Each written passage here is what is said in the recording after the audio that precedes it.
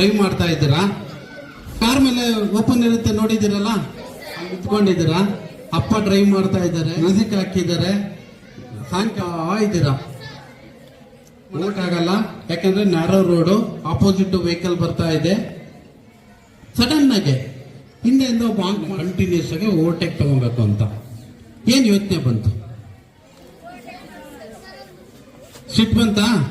ಏನ್ ನನ್ ಮಗ ಇವನೇನೋ ಆರಾಮ್ ಮಾಡ್ತಾ ಇದ್ದಾನೆ ಅಂತ ಬುದ್ಧಿ ಇಲ್ವಾ ಅವನಿಗೆ? ಅಷ್ಟನ್ನು ಇಲ್ಲಿ ಓವರ್ಟೇಕ್ ಮಾಡಕ್ಕಾಗಲ್ಲ ಅಂತ ಯೋಚನೆ ಬಂತ?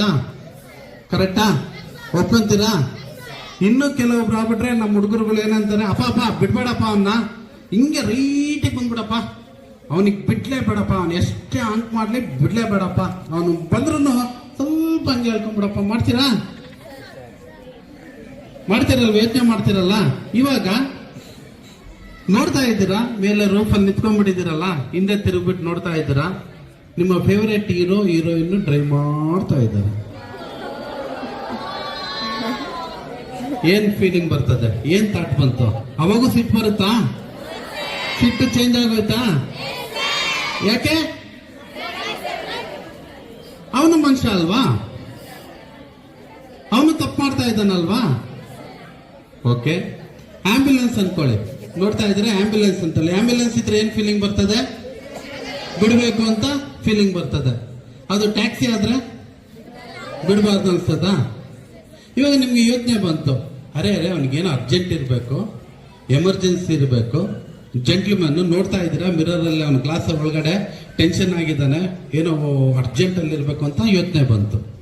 ಅವಾಗ ಏನಾಯ್ತು? ಬಿಡ್ತೀರಾ? ಬಿಟ್ಬಿಟ್ಟು ಅಪ್ಪ ಸ್ವಲ್ಪ ಹಂಗೇ ಬಿಟ್ಬಿಡಪ್ಪ, ಅವ್ನು ಯಾಕೆ ಅರ್ಜೆಂಟ್ ಅಲ್ಲ, ಅವನೇ ಹೋಗ್ಬಿಡ್ಲಿ, ನಾವು ಆಮೇಲೆ ನಿಧಾನಕ್ಕೆ ಹೋಗೋಣ ಅಂತ ಹೋಗ್ತೀರಾ? ಏನ್ ಅರ್ಥ ಆಯ್ತು ಈ ಸ್ಟೋರಿಯಿಂದ? ಫಸ್ಟ್ ಏನ್ ಅರ್ಥ ಆಗಿದ್ದು? ಫಸ್ಟ್ ಯೋಚನೆ ಬರುತ್ತೆ, ಆಮೇಲೆ ಎಮೋಷನ್ ಬರುತ್ತೆ, ಎಮೋಷನ್ ಇಂದ ಆಕ್ಷನ್ ಆಗುತ್ತೆ. ಇಲ್ಲಿ ಏನಾಯ್ತು? ಫಸ್ಟ್ ಒಂದು ಯೋಚನೆ ಬಂತು, ಯೋಚನೆಗೆ ಒಂದೊಂದು ಮೀನಿಂಗ್ ಕೊಡ್ತಾ ಹೋದ್ರು. ಇನ್ಸಿಡೆಂಟ್ ಅಷ್ಟೇನೆ, ಒಂದೇ ಇನ್ಸಿಡೆಂಟ್.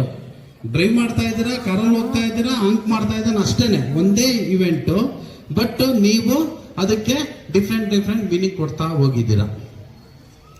ನೀವೇನ್ ಮೀನಿಂಗ್ ಕೊಡ್ತೀರೋ ಆ ರೀತಿ ನಿಮ್ಮ ಮನಸ್ಸಲ್ಲಿ ಒಂದು ಆಕ್ಷನ್ ಆಗ್ತಾ ಇದೆ, ಒಂದು ಎಮೋಷನ್ ಬರ್ತಾ ಇದೆ. ಅವನ ಬಗ್ಗೆ ಸಿಟ್ ಮಾಡ್ಕೊಂಡ್ರೆ ಕೋಪ ಬರ್ತಾ ಇದೆ, ಆಂಬ್ಯುಲೆನ್ಸ್ ಇದೆ, ಸಮಾಧಾನ ಆಗಿದೆ, ಎಸ್ ಬಿಡ್ಬೇಕು ಅಂತ ಅನ್ಸಿದೆ, ಡಿಫ್ರೆಂಟ್ ಎಮೋಷನ್ ಆಗಿದೆ, ಆಕ್ಷನ್ ಬೇರೆ ಆಗಿದೆ. ಇಲ್ಲ ಫೇವರೇಟ್ ಹೀರೋಯಿನ್ ಅಂದ್ರೆ ಕೆಲವೊಬ್ಬರಿಗೆ ಖುಷಿ ಆಗಿದೆ, ಕೆಲವೊಬ್ಬರಿಗೆ ಸಿಟ್ಟು. ಅವ್ನು ಹೀರೋ ಆಗ್ಬಿಟ್ರೆ ಬಿಟ್ಬಿಡ್ಬೇಕಾ? ಕರೆಕ್ಟ್ ಆಗಿ ಕೆಲವೊಬ್ರಿಗೆ ಆ ಯೋಚನೆ ಬಂದಿದೆ ಅಲ್ವಾ? ಅಪ್ಪ ಇನ್ನೂ ಹಂಗೇ ಬರ್ತಾ ಇರೋ, ನಾನು ಇನ್ನೊಂದು ಸ್ವಲ್ಪ ಅವ್ರನ್ನ ನೋಡಿ ಟಾಟಾ ಮಾಡ್ತೀನಿ ಅಂತ ಹೇಳ್ತೀಯಲ್ಲ. ಸೊ ಎರಡನೇ ಅರ್ಥ ಏನಾಗಿದೆ? ನಾವು ನಮ್ಮ ಯೋಚನೆಗಳಿಗೆ ಏನ್ ಅರ್ಥ ಕೊಡ್ತೀವಿ ಆ ರೀತಿ ನನಗೆ ಎಕ್ಸ್ಪೀರಿಯನ್ಸ್ ಆಗುತ್ತೆ. ಅರ್ಥ ಆಯ್ತಾ? ಸೊ ನೀವು ಎಕ್ಸಾಮ್ ಅಲ್ಲಿದ್ದೀರಾ, ಎಕ್ಸಾಮ್ ಹಾಲ್ ಅಲ್ಲಿದ್ದೀರಾ, ನಿಮ್ಗೆ ಫಿಯರ್ ಒಂದ್ ವಾರ ಮುಂಚೆ ಇದೆ, ಎಕ್ಸಾಮ್ ಪ್ರಿಪರೇಷನ್ ಆಗ್ತಾ ಇದ್ದೀರಾ, ಹೆದರಿಕೆ ಸ್ಟಾರ್ಟ್ ಆಗೋಯ್ತು. ಒಂದು ಯೋಚನೆ ಬಂತು, ಕಷ್ಟ ಅಂತ ಬಂತು, ಮಾರ್ಕ್ಸ್ ತಗೊಂಡ್ರೆ ಕಮ್ಮಿ ಮಾಡಿದ್ರೆ ಏನ್ ಮಾಡ್ತಾರೆ ಪೇರೆಂಟ್ಸ್ ಅಂತ ಒಂದು ಹೆದರಿಕೆ ಬಂತು. ಏನಾಯ್ತು? ಎಮೋಷನ್ ಬಂತು. ಏನಾಯ್ತು? ಭಯ ಸ್ಟಾರ್ಟ್ ಆಗೋಯ್ತು ಒಳಗಡೆನೆ.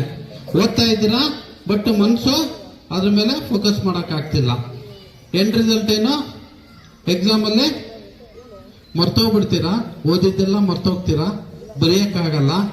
ಆಮೇಲೆ ಮನೆಗೆ ಬಂದ್ಮೇಲೆ ಇದೆಲ್ಲ ಓದಿದ್ದೆ, ರಾತ್ರಿ ಎಲ್ಲ ಓದಿದ್ದೆ, ಒಂದು ತಿಂಗಳಿಂದೆಲ್ಲ ಓದಿದ್ದೆ, ಬಟ್ ಅವತ್ತಿಗೆ ಜ್ಞಾಪಕ ಬರಲಿಲ್ಲ.